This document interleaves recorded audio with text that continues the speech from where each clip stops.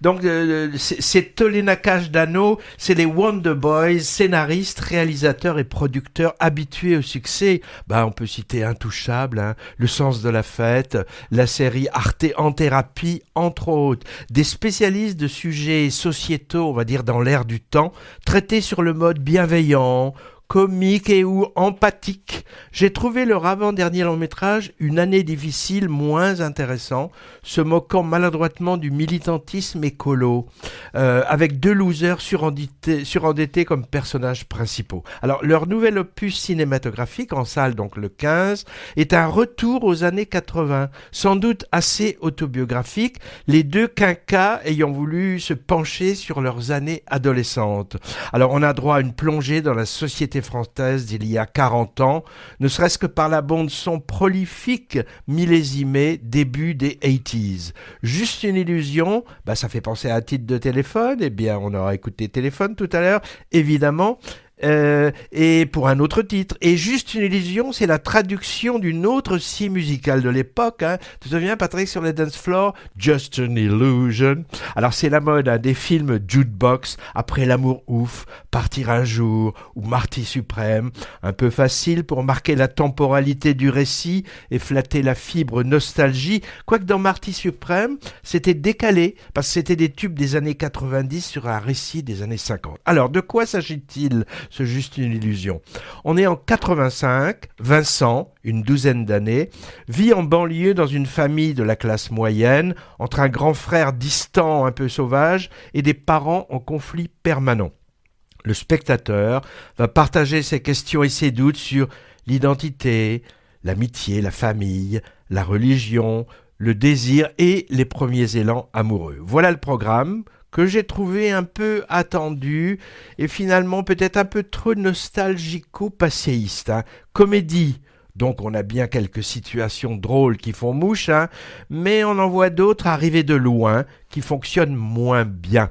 Un casting cousu de fil doré fait agréablement passer la pilule. Camille Cotin, très bien comme d'habitude, en maman secrétaire découvrant l'informatique, qui en est à ses débuts. Pierre Lotin, charmant voisin, gardien d'immeuble, moins bené qu'il n'en a l'air, acteur qui cartonne en ce moment, à l'affiche aussi dans une autre comédie sociale qui s'appelle Ceux qui comptent. Louis Garrel, alors lui, je trouve que c'est le plus faible du trio, en papa cadre cachant son statut de chômeur, moins convaincant. Je ne lui trouve pas une fibre comique à celui-là, en fait.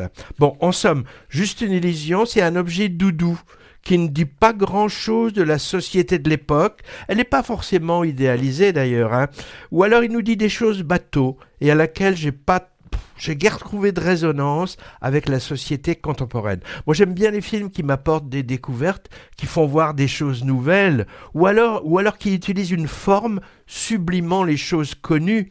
Bon, là, malgré quelques sourires, voire des rires francs, parfois, j'ai pas eu l'impression d'apprendre grand-chose. Quant à la sublimation formelle, on repassera. Bon, on l'a compris, le film n'a pas trop fonctionné pour moi. Pas désagréable, encore une fois, car les deux maîtres d'œuvre ont des talents certains de conteurs et de dialoguistes, mais je trouve pas trop de cinéastes novateurs.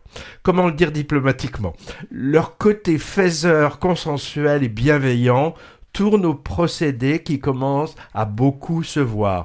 Je vois ton regard réprobateur, Patrick, comment ça, pas diplomatique? Bon, je retire ce que j'ai dit et je remplace par « Courez voir Juste une illusion, il est tout à fait balisé et inoffensif et il ne vous occupera pas l'esprit plus de 5 minutes après. » Je pense ce qui t'a gêné, c'est que c'était les années 80 où tu commençais déjà à être moins jeune.